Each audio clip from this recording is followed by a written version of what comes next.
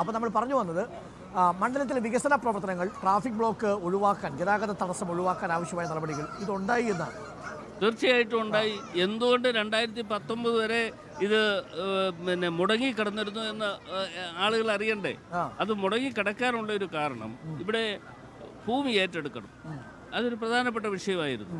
ആ പ്രധാനപ്പെട്ട വിഷയവുമായി ബന്ധപ്പെട്ടുകൊണ്ട് അതിന് 3A നോട്ടിഫിക്കേഷൻ നടത്തണം. 3A നോട്ടിഫിക്കേഷൻ നടത്തിയാൽ ഒരു വർഷക്കാലത്തിനുള്ളിൽ 3D നോട്ടിഫിക്കേഷനിലേക്ക് പോകണം.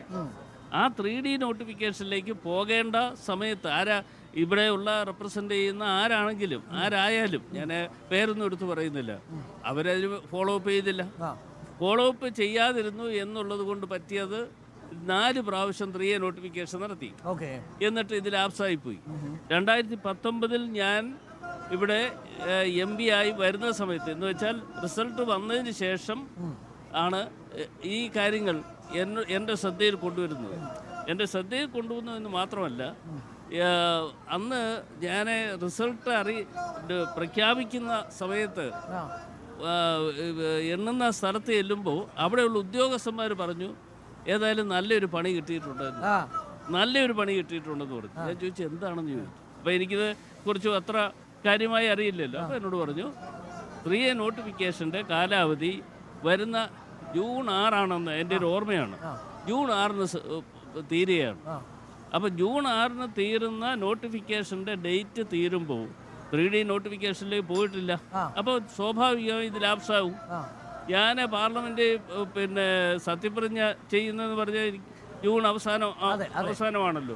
അപ്പോഴത്തെ ഇവിടുത്തെ ഈ നോട്ടിഫിക്കേഷൻ സമയം കഴിഞ്ഞു. അപ്പോൾ പാർലമെന്റ് അംഗമായി സത്യപ്രതിജ്ഞ ചെയ്യുന്നതിന് മുൻപ് തന്നെ ഇടപെട്ടു തുടങ്ങി.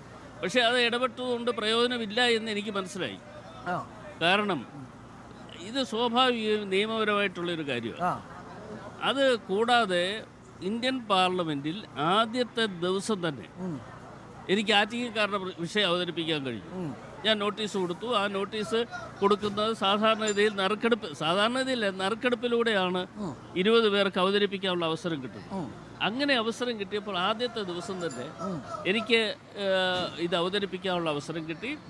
പക്ഷേ മറുപടി കിട്ടിയത് വളരെ നിർഭാഗ്യകരമായിട്ടുള്ളൊരു മറുപടിയാണ് ബഹുമാന്യായ കേന്ദ്രമന്ത്രി നിതിൻ ഗഡ്കരിയിൽ നിന്ന് കിട്ടിയത്. അപ്പോൾ അദ്ദേഹത്തിൻ്റെ മറുപടിയിൽ തന്നെ പറഞ്ഞിട്ടുണ്ട്, എന്ത് കാരണം കൊണ്ടാണ് ഞങ്ങൾ റിജക്റ്റ് ചെയ്യുന്നതെന്ന് പറഞ്ഞു. അപ്പം ഞാൻ എനിക്ക് കത്ത് വന്നു. ആ കത്തിൻ്റെ കോപ്പിയൊക്കെ എൻ്റെ വീട്ടിൽ. ഞാൻ അപ്പം തന്നെ അദ്ദേഹത്തിൻ്റെ ഓഫീസിലേക്ക് നേരിട്ട് പോയി അദ്ദേഹത്തെ കണ്ട് കാര്യങ്ങളൊക്കെ പറഞ്ഞ് വിഷയങ്ങൾ പറഞ്ഞു കഴിഞ്ഞപ്പോൾ അദ്ദേഹം പറഞ്ഞൊരു കാര്യം ചെയ്യും, നിർബന്ധമാണെങ്കിൽ ഒരു കാര്യം ചെയ്യാം, നമുക്ക് 3A നോട്ടിഫിക്കേഷനിലേക്ക് പോകാം, MP എന്നുള്ള നിലയിൽ ഒന്ന് എഴുതി തന്നാൽ മതി. അങ്ങനെ നിർബന്ധമാണ് എന്ന് പറഞ്ഞു എഴുതി കൊടുത്തു. അതായത് അടൂർ പ്രകാശിനെ കുറിച്ച് ഞാൻ കേട്ടൊരു നല്ല കാര്യം, നല്ല ചീത്ത കാര്യങ്ങളും ഞാൻ പറയാം. ചീത്ത കാര്യമൊന്നും കാര്യമായിട്ടൊന്നും ഇല്ല, ഇവരെ പീഡിപ്പിക്കാൻ പറഞ്ഞാൽ നല്ല കാര്യങ്ങളിലൊന്നും എല്ലാ ഓഫീസുകളുമായിട്ട് കൃത്യമായിട്ട് ഫോളോ അപ്പ് ചെയ്ത് മണ്ഡലത്തിൻ്റെ കാര്യത്തിന് വേണ്ടി മരിച്ചു നിൽക്കുന്ന ഒരു MP ആണെന്ന് കേട്ടിട്ടുണ്ട്. സംഭവം ശരിയല്ലേ? അത് ഇവിടെ മാത്രമല്ല, ഞാൻ നിയമസഭ അംഗമായി ഇരിക്കുന്ന സമയത്തും ആ ഒരു ജോലിയിൽ കൃത്യമായിട്ട് ചെയ്യും. അതിനകത്ത് വീഴ്ച വരുത്തത്തില്ല, ഒരു വിട്ടുവീഴ്ചയില്ല. ഇന്നിപ്പോൾ ജോയിയുമായിട്ട് സംസാരിച്ച സമയത്ത് സ്ഥാനാർത്ഥി പറഞ്ഞൊരു കാര്യം, ഈ മണ്ഡലത്തിൽ താങ്കൾ പണമൊഴുക്കുന്നുണ്ട് എന്ന്. അപ്പോൾ പല സ്ഥലങ്ങളിലും താങ്കൾ പണമൊഴുക്കി നേടിയ ഒരു വിജയത്തെ ഇത്തവണ പ്രതിരോധിക്കുമെന്നാണ് അങ്ങനെ ആരോപണം ഉന്നയിച്ചു. അതിപ്പോൾ ആരോപണം ആർക്കും പറയരുത്. ഞാൻ ചോദിച്ചോട്ടെ, ഇവിടെയുള്ള ജനങ്ങൾക്കറിയാം ആരാണ് പണം ഒഴുക്കുന്നത്. പണമൊഴുക്കുന്ന കൂട്ടത്തിൽ ആരാണ് മുൻപന്തിയിൽ നിൽക്കുന്നത് എന്നേ ഉള്ളൂ ഇപ്പോൾ അറിയേണ്ടത്. പേഴ്സണലി റിച്ച് ആയതുകൊണ്ട് ചിലപ്പോൾ അവർ പറയുന്നതായിരിക്കും. അല്ല, മുൻപന്തിയിൽ നിൽക്കുന്ന ആരാണെന്ന് അറിയാൻ മതി. ഇപ്പോൾ CPM ആണോ BJP ആണോ എന്ന് നോക്കിയാൽ മതി. ഇത് പരിശോധിച്ചാൽ മാത്രം മതി, വേറെ ഒരു കാര്യമില്ല. പണമൊഴുക്ക് CPM-ഉം BJP നടത്തുന്നുണ്ട്, ശക്തമായിട്ട് നടത്തുന്നു. പിന്നെ രണ്ടാമത്തെ ഒരു കാര്യം, ഈ വോട്ട് ഇരട്ടിപ്പിക്കാൻ LDF ശ്രമം നടത്തി എന്നൊരു ആരോപണമുള്ളത്, അത് പരാജയം മുന്നിൽ കണ്ടുകൊണ്ടുള്ള അഡ്വാൻസ് ജാമ്യമെടുക്കലാണെന്നാണ് ഇപ്പോൾ പറഞ്ഞത്. അങ്ങനെയാണെങ്കിൽ കഴിഞ്ഞ 2019 തെരഞ്ഞെടുപ്പിൽ അന്ന് കണ്ടെത്തിയത് 1,14,000 വോട്ടുകളാണ്. ഇരട്ടിപ്പ് മാത്രമല്ല, ചില ആളുകൾക്ക് 3-4 വോട്ട് ഉള്ള ആളുകളുണ്ട്. ഞാൻ പേര് പറയാൻ ആഗ്രഹിക്കുന്നില്ല. പേര് പറഞ്ഞാൽ പല ആളുകൾക്കും പ്രമുഖരായ പല ആളുകളുടെയും കുടുംബവും മറ്റു കാര്യങ്ങളും ഒക്കെ ഉണ്ട്. അപ്പൊ അതുകൊണ്ട് ഞാൻ പേരൊന്നും പറയുന്നില്ല. പേരെന്നോട് ചോദിക്കുകയും ചെയ്യുന്നു. ചോദിക്കുകയും ചെയ്തത്.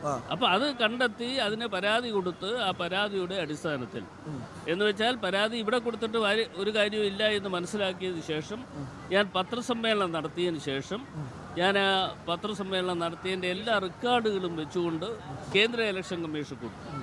അപ്പോൾ കേന്ദ്ര ഇലക്ഷൻ കമ്മീഷർക്ക് അത് അയച്ചു കൊടുത്തു കഴിഞ്ഞപ്പോൾ അവിടെ നിന്ന് പരിശോധന നടത്തിയതിന് ശേഷം കളക്ടർക്ക് ഒരു നിർദ്ദേശം കൊടുത്തു.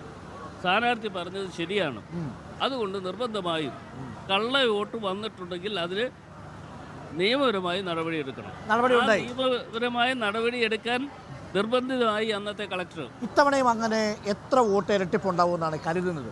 ഇത്തവണ കഴിഞ്ഞ പ്രാവശ്യം 1,14,000 ആയിരുന്നു എങ്കിൽ അത് ഈ തവണത്തെ വോട്ടെന്ന് പറയുന്നത് 1,72,000 വോട്ടുകളാണ്. അത്ര വോട്ടുകളുണ്ട്. 1,72,000 വോട്ടുകൾ ഇവിടെ ഇരട്ട വോട്ടുകളുണ്ട്. അതെ അല്ലേ? അത് കള്ളവോട്ട് ചെയ്യാനുള്ള സാധ്യതയാണ്. അതെ അല്ലേ? അതെ, അത് തന്നെ. അതിപ്പോ പറയുക എന്ന് പറയുന്ന ഒരു സ്ഥാനാർത്ഥി എന്നുള്ള നിലയിൽ എൻ്റെ ഉത്തരവാദിത്വം ചുമതലയുമാണ്. അത് പറയുക എന്ന് മാത്രമല്ല, അതിന് വേണ്ട നടപടികൾ എടുക്കുക എന്നുള്ളതാണ്. ശരി. ഇപ്പം തന്നെ ഞാൻ ഇവിടുത്തെ നമ്മുടെ കേരളത്തിലെ ഇലക്ഷൻ കമ്മീഷണർക്ക്, ഇലക്ഷൻ ഓഫീസർക്ക് പരാതി കൊടുത്തു. അതുകൂടാതെ കേന്ദ്ര ഇലക്ഷൻ കമ്മീഷൻ നേരിട്ട് കണ്ട്, കേരളത്തിൻ്റെ ചുമതലയുള്ള വ്യക്തിയെ നേരിട്ട് കണ്ട് ഞാൻ പരാതി കൊടുത്തിട്ടുണ്ട്. അതായത് ഇത് ഏതെങ്കിലും തരത്തിൽ CPM-ന്റെ അറിവോടുകൂടി നടക്കുന്ന ഇരട്ടിപ്പിക്കലാണെന്നാണോ താങ്കൾ ആരോപിക്കുന്നത്? അതല്ല സാങ്കേതികമായി സംഭവിച്ചൊരു തകരാറ്? സാങ്കേതികമല്ല, പൊളിറ്റിക്കലാണ്. സാങ്കേതികമല്ല, പൊളിറ്റിക്കലാണ്. ആ പൊളിറ്റിക്കൽ എന്ന് പറഞ്ഞാൽ 1,14,000 വോട്ട് ഉണ്ട് എന്ന് ഞാൻ ആരോപിച്ചു.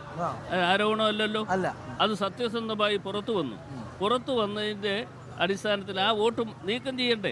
നീക്കം ചെയ്തിട്ടില്ല. അപ്പോൾ ഇവിടെയുള്ള ഇലക്ടറൽ ഓഫീസർമാർക്ക് കൊടുത്തിരിക്കുന്ന നിർദ്ദേശം നോട്ട് ബൈ റെക്കോർഡിക്കലല്ല, ബൈ വാക്കാൽ കൊടുത്തിരിക്കുന്ന നിർദ്ദേശം എന്ന് പറയുന്നത് ഇതൊന്നും ഒഴിവാക്കാൻ പാടില്ല. അതായത് വളരെ ഗുരുതരമായ ആരോപണമാണ്. ആറ്റിങ്ങൽ മണ്ഡലത്തിലെ വോട്ടർ പട്ടികയിൽ നിന്ന് ഇരട്ട വോട്ടുകളുള്ളവ ഒഴിവാക്കരുത് എന്ന് ബൂത്ത് ലെവൽ ഓഫീസർമാർക്കും തിരഞ്ഞെടുപ്പ് ഓഫീസർമാർക്കും നിർദ്ദേശം നൽകിയിരിക്കുന്നു. വാക്കാൽ നിർദ്ദേശം നൽകിയിരിക്കുന്നു. ആ വാക്കാൽ നിർദ്ദേശം നൽകിയിരിക്കുന്നു എന്നുള്ളതിൻ്റെ അടിസ്ഥാനത്തിൽ ഇത് നീക്കം ചെയ്തില്ല. അതുകൂടാതെയാണ് ബാക്കിയുള്ള വോട്ടുകൂടെ ഇപ്പോൾ ഇതിനകത്ത് കൊണ്ടുവന്നിട്ടുള്ളത്. അപ്പം ഞാൻ പറയുന്ന ആരോപണമാണോ ആക്ഷേപമാണോ എന്ന് നമുക്ക് ശക്തമായ ഒരു പോരാട്ടത്തിലൂടെ ജനങ്ങൾ അറിയട്ടെന്ന്. അത് വളരെ പ്രധാനപ്പെട്ട കാര്യം.